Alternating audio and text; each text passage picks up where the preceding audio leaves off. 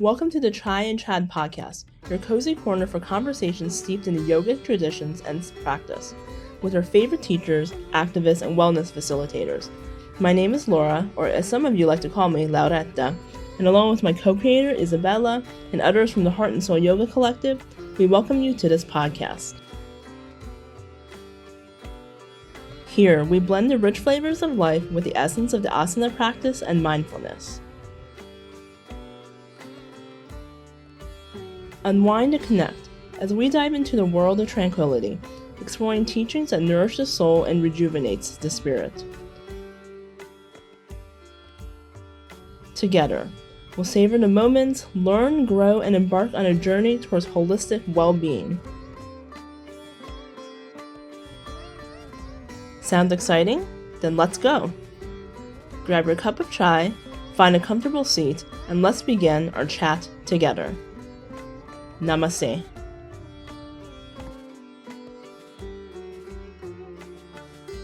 Today we are interviewing John and Julia Scott. Words pale in comparison when introducing these international yoga teachers in the Ashtanga world, but I'll do my best. Heart and Soul Yoga Collective had the opportunity of hosting John and Julia for a retreat in 2023 and can't wait to do it again in 2024.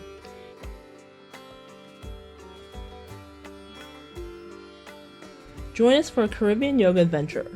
8 days and 7 nights of bliss at Natura Cabana Boutique Hotel and Spa in the beautiful, whimsical Cabarete, Dominican Republic.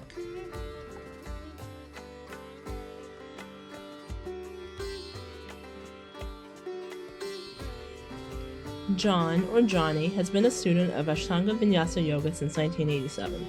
First with Derek Island and soon thereafter as a direct student of Sri K. Pattabhi Jois, or Guruji, in 1989. He studied with Guruji in Mysore, India, and was certified by him to teach Ashtanga in 1995. John's individual, analytical, and sensitive approach to the asana and philosophy practice touches students from all corners of the world. He is famous for teaching the traditional counting method of Ashtanga yoga and adding a dose of playfulness and humor to a sometimes rigid practice.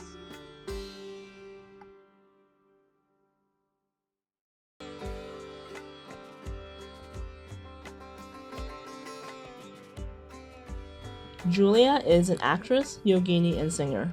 She began her spiritual journey, first with Iyengar yoga and Buddhist meditation. For 10 years, Julia was fully involved in the acting life and performed in many Polish and international film projects. Once the universe linked her with Ashtanga Vinyasa yoga, she realized that an inner transformation was necessary. Today, she joins her partner John in his workshops, teacher trainings, and retreats as a part of the Parampara tradition, and also brings a more contemporary approach to John's teachings by incorporating music and sound.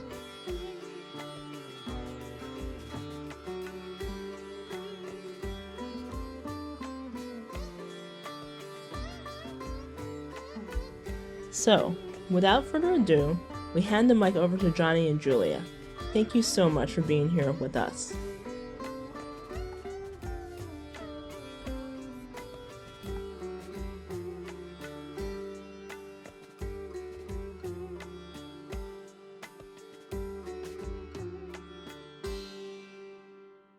Namaskar. Thank you, girls. One of the biggest reasons for a return is because you two are just beautiful hosts.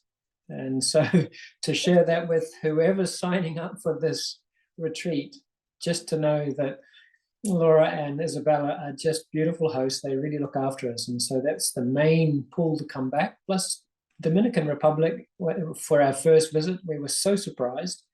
And it's like going back in time. It's very rare that we can go back in time and be more connected to nature without it being spoiled.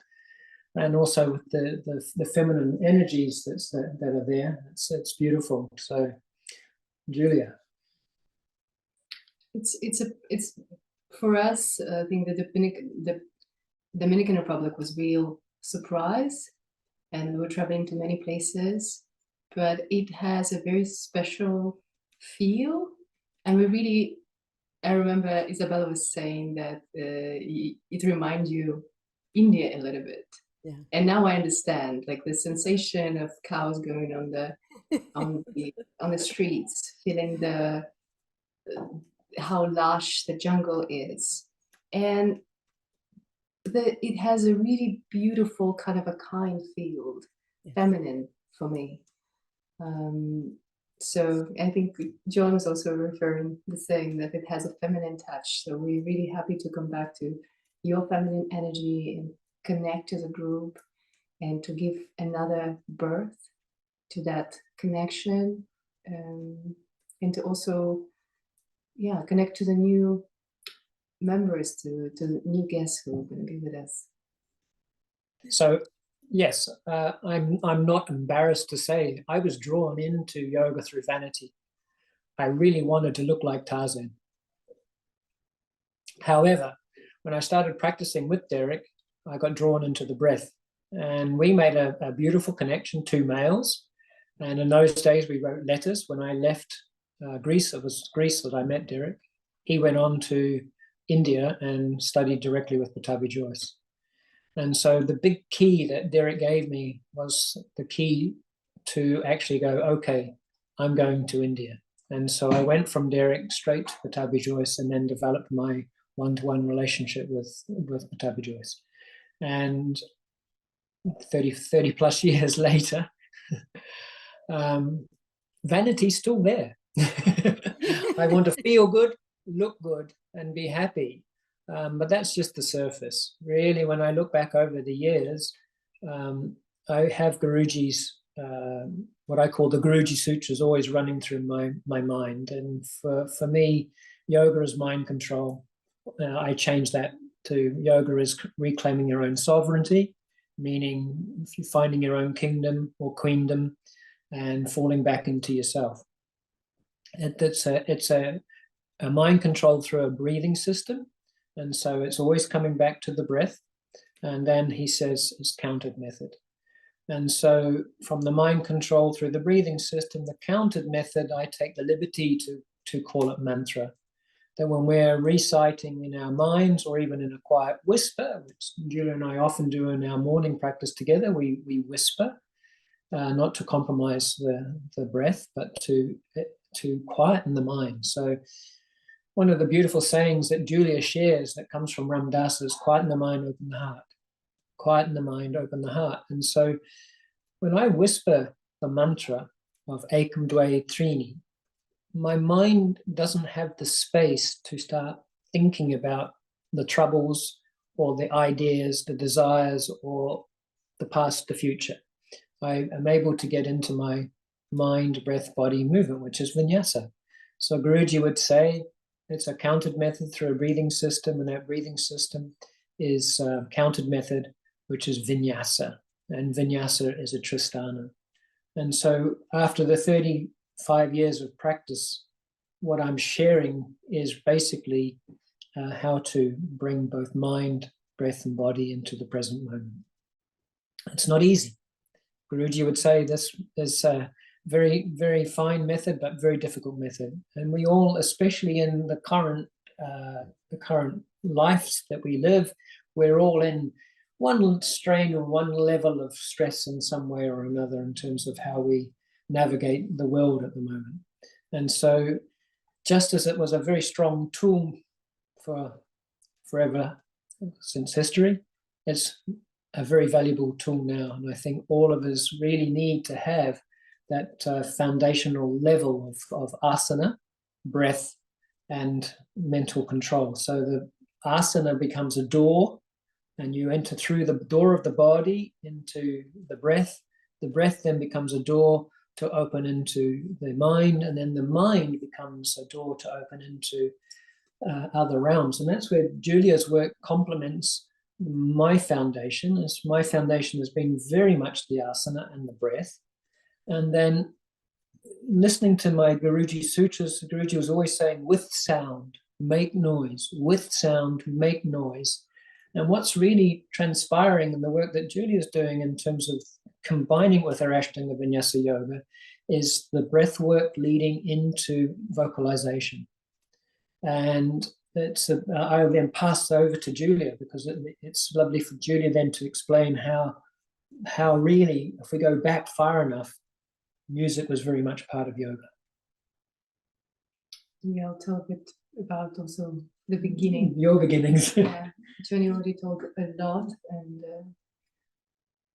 it's incredible to feel, you know, like that he holds so much information, and I really feel that I received the connection with Guruji through Johnny, through his devotion to the practice, through this connection that he always has, and he always said that Guruji is with him. So I'll just shortly say that I made this wish to share this practice, to share yoga when I was around 19, 20, when I just came to Poland by myself, and I needed a practice. So I was happy that the yoga found me, because I think that the method finds you first, and it was younger yoga. And at the time, you know, the limitations of my mind was creating, like, oh, you're too stiff, you to this, to that. And it was not like I put the seed, but it wasn't the right time to make it ripe. And I came back to yoga after finishing the acting school and being in the profession, and I really felt that I am drawn back into the practice. And when I found Ashtanga, there was a click, there was a connection. And when I met Johnny, my practice changed when the count came into the equation. When I started to understand that I'm bringing myself into that moment, and in fact, it's like yoga for me is like an invisible field of energy that you're already on the path. And this is what I feel when I hear Guruji's words: practice, practice, practice, do practice, and all is coming. And it's no matter how much, it's matter that there is this will to step on the mat and create this ritual, create that prayer for your soul, for connection with everything. Yeah. And talking about what we're doing together, when I stepped into yoga, there was something was missing, something in me, not in yoga, and that was sound. And sound started to came through me. And later on, one of the teachers of tradition called Drupad, her name is Chiara, and she's teaching the part of the tradition called Nad Yoga, which mean the yoga of sound. And in this tradition, it says that Nada Brahma, which means that the God is sound, and sound is God. I believe that it's in these days, especially, it's very significant to be connected with the sound, to be connected with the mantra. And I know that you're also an ambassadors of this connection. So for us, this is the dance of practice, the connection with the physical body, and getting more and more into subtle body through the practice of the sound, getting more and more closer to the heart. So in that sense, it's masculine and feminine energy in one. That's beautiful. And I just especially loved all the the sound and the bowls, the instruments, everything that you had brought into, I've now, been with the two of you twice and have experienced that. Just, and also with Johnny, like doing the counting method together, doing it as a mantra, doing it as a group, that collective energy moving through the practice. And then finishing the asanas, ending the shavasana with, with mantra, with sound. I guess in my own personal development and growth, I'm really exploring the counted method, and really exploring it in terms of not just the teacher being the one that's counting, but getting the collective, all of the student body to be counting together. Recently in Brussels, after one Friday night where they only as a group counted the sun salutes and Trikonasana, the next morning I went in with such a focus and held such a space for them. The collective group of 40 people managed to take themselves through an entire primary series counting. I kept the focus, kept it going. it was in a whisper. It wasn't like loud. It was in a whisper. So there is like ekam, and then the breath and the body movement, dwe, and the breath body movement. And the focus within the room was so powerfully strong. It was beautiful. And then the feedback afterwards was what was really interesting. Now, so what we're doing is on the yoga mat, we actually create the stepping stones for people to find their voice. And then that's where when Julia comes in with the Nat Yoga, it's like the vocalization is for the students to hear themselves, to voice themselves. And in doing so, we then realize that we come together because, yes, we want to be seen by one another, we want to be heard by one another, but really on a deeper level, through that collective connection, we actually begin to listen to ourselves. And so there's a real beautiful trinity there. The trinity is that you need a collective to hear the collective voice. From that collective voice, you hear your individual voice. If you're able to hear your voice and then pause, then you'll hear the voice of the cosmos, whatever you want to call that, God. So that we need to learn how to listen. And it's very difficult to listen, but by listening in a collective, you then start to find that within that collective is your individuality. Within your individuality, you start to hear yourself. And that's what we really want, is to be heard by ourselves. God having an experience in this body, physical, breath, and voice. Well, this is where Julia's, we're just facilitators. I'm a facilitator, Julia's a facilitator. We bring a group together and we use the collective inspiration, motivation. We use that so that we facilitate the coming together for people to have this experience. That's what enjoys us. What we enjoy is seeing a group of people actually surprise themselves and realize that it's the coming together that creates that. And often Julia will, like even when initially I did a pranayama class, the pranayama would be sort of still on your mats. Julia goes, no, let's all come around in a circle. When we gather around tighter into a smaller circle, on a cellular level, if you could zoom out, looking from above, it'd be a beautiful mandala, a beautiful pattern of sound. And so even in a pranayama class, coming together, listening to one another's breath, and then taking that pranayama into vocalization, is beautiful. I'm excited. We're excited too. I would like to come. I'm coming to Dominican Republic. I'm really happy that that also in Dominican Republic we also have opportunity to sit together in a circle, because it's a beautiful time when the practice of yoga also, like that you combine it with the ritual of being in a circle, that we will be able to experience the feminine circle, we will be able to experience the cacao ceremony. And I think that these are the medicines that we really need. Talking about the connection, sometimes when we're on our mats, we also feel separate, we're working on ourselves. But more and more we understand that in these times, I don't want to say it's a dark time, it's just exquisitely intense.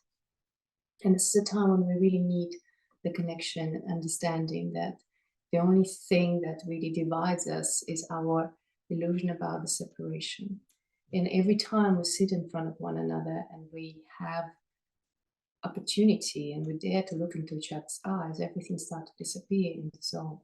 So I was very, very surprised, beautifully surprised, that we have opportunity to receive that medicine also as a part of that journey, because it is a journey. This is what we gonna go through.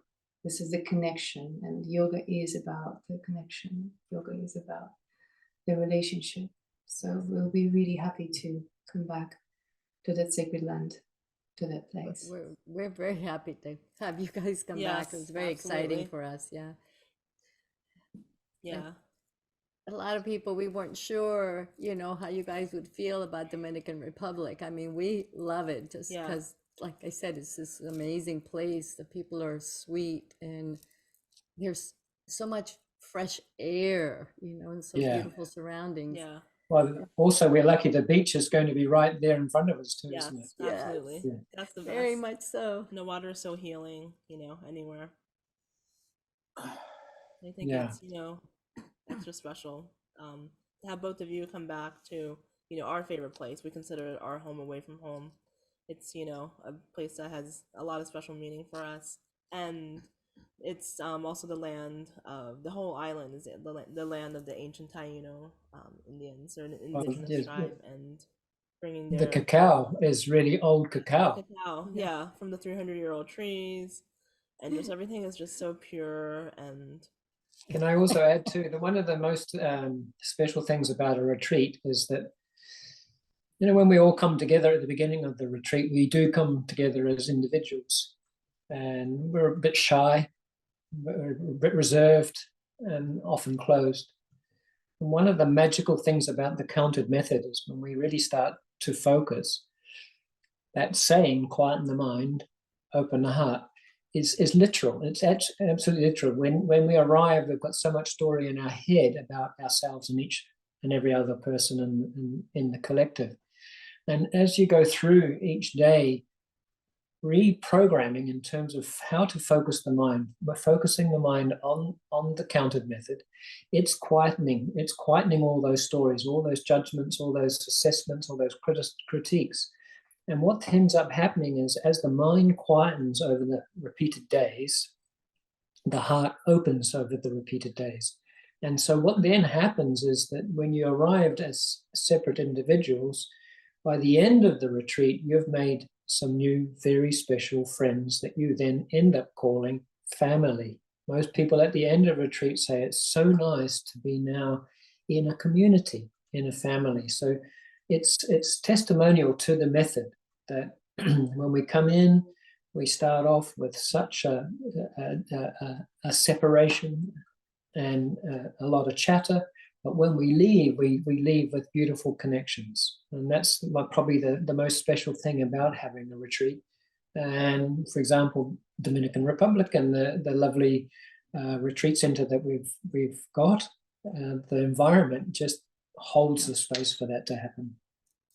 And we were there, so we could tell you, yes. We agree 100%. Yeah. We came in, especially for us, having hosting you guys to come down there to be in Dominican Republic, and everything was kind of new even for all of us, and then all these people that we didn't know.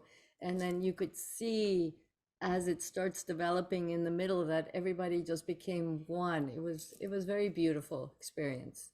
Yeah, especially the dinner that we had at the end. Yes. So very special. Yeah. And it was in the Natura Cabana, so I'm happy that this place this time really opens to for the community, for us to come and be. It's very special. We're excited to be there too. Yeah, absolutely. The shallow right on the beach, and just the whole natural surroundings. You say in these cute little bungalows. Everything is, farm to table. Just fresh juices, fresh everything from the organic garden, everything local, and fresh, organic. Just the whole mind, body, spirit, interconnectedness. Yeah. So I guess on that note, can we maybe talk a little bit about the retreat? Why participants should jump on this opportunity to sign up with you guys, which they should, but. Well, we talked already about the elements that will appear on the retreat, and I do believe that everyone who feels the call will gonna come. It's just the sensation that happen to be in the heart, that you feel, that you're drawn into the event. So all the elements that we put together, like that, there is a beautiful nature, there's opportunity to experience the rituals together, there's opportunity to breathe together and really connect. And to bring the voice is I'm really excited about seeing who gonna be with us this time. We're gonna be on this journey. From a fundamental and practical level of asana, I'm always presenting the asana for longevity. If I've mentioned 35 years to this date, I'm wanting to keep my asana practice through my senior years. It's a very grounding, resourcing aspect of holding my life together. And of course, as I mentioned before, the asana or seat is like a door or a window that takes you into then the quality of breath. And so we will also make sure we will spend a lot of time on working with the breath. Having said asana and breath, many people sometimes think, am I advanced enough? This is usually a difficult question. We're always ready, no matter what level we're at, we're always ready. And what Julia and I do is we want to embrace the whole group. We meet everybody as an individual. This is what's special about a retreat center. Instead of having huge, big class, we have a limit on the number of people there. And our intention is to meet and receive every person in the group at the level that they're at. So there's no need to come having the expectation, am I good enough? Yeah, am I advanced enough? Having been teaching yoga for 30 plus years, I can pretty much say I've experienced all levels from beginner to advanced. I've experienced all levels of ego, from low self-esteem to inflated ego. And so I've had enough experience to be able to meet each one of those and sort of direct it back to the person, for the person to actually fall in love with themselves again in terms of the acceptance of themselves. And this is where the harmony it starts to become collective, is that if each individual starting to meet themselves through the yoga and starting to accept themselves more through the yoga, no matter what level the practice is at, then from the body work, the breath work, our minds come, we're all on the same page. And that's what's really beautiful about the retreat context, is that when we go away, if we've had that experience, it does definitely permeate into the life that you return back to. You can't help but make some subtle changes in your life when you come back after a retreat. And so no expectations, come with open hearts. Come with open hearts and you will be fulfilled with meeting a collective like-minded people. I agree 100%. Yeah. Yes. Okay. Thank you. Yeah, thank you so much. Really, really appreciate you taking time out of your very busy schedule to meet and chat with us. Have a nice fireside talk. It's a pleasure to see you again. Yes, and we're excited. Absolutely, next time we see you, it'll be in person. Yeah. Dominican Republic. In the warmth. And yes. I remember the one afternoon we had we really had fun. We even did Instagram shots on the beach. Remember we did the handstand workshop? Yes. Yeah. And so this is the other thing too. I want people to realize it's not just a serious yoga retreat. It's also about play and having fun. And so we will do that again. We'll do an afternoon where we have some fun doing handstands and things on the beach, and taking photographs for that fun. Yes. So we'll do crazy things as well as the formal. Yeah. Because we do like to play. Julia and I do like to play. We do too. Yeah. Yeah, it's important to incorporate all of that. And then, probably another catamaran trip. Yes. Which was a lot of fun. That would be beautiful. Yeah. That was a highlight. Yes. Yeah. So it's just coming out of winter into the beginning of spring. So people are really wanting to sort of express themselves. Yeah. Yeah. So good timing. It's a good time of the year. Yes. Yes, we agree. Start. A good beginning to the year. Yes, absolutely. We'll be beyond ready. Yeah, we'll be wanting it big time. Yeah. So thank you very much. Thank you so much. Thank you, Laura. This. Thank you, Isabella. Thank you, Loretta. It's going to be a pleasure to meet you again. Us too. And to We're really spend looking this forward to it. magical time and to be in the unknown, because we don't know what this time going to bring. I know. And every Yeah. moment is so exquisitely precious. Yeah. Yes. We feel it.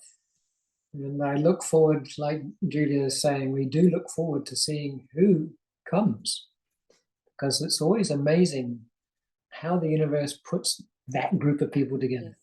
Yes. Yeah, Yes, and I have to agree. It was an amazing group that we had, and we have a couple of people already signed up. And Yeah. right now, I can tell you, you have totally from one extreme age to another extreme age. So it's pretty exciting. Yeah. Yeah. That seems to be happening. Made it so accessible, you know, for everyone. Well, I'm I have to just- thank Yeah. I have to thank David Svensson for that. You know David Svensson. David Svensson's a lovely guy. And what I learned from David Svensson many years ago, he says, why do yoga? And it's about the accessibility of it, but it's about feeling good.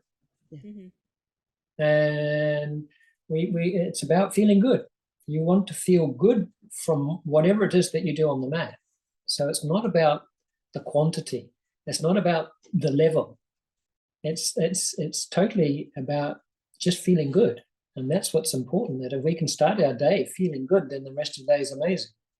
it's true. If we start the day with expectations that we've got to reach this level, and we don't reach this level, then we're caught up in that material world. And so, you know, we're trying to turn that around. We're trying to turn that material attachment, producer, consumer. We're trying to let all that go to going back to what is our natural self. Also, I think what I would like to highlight is that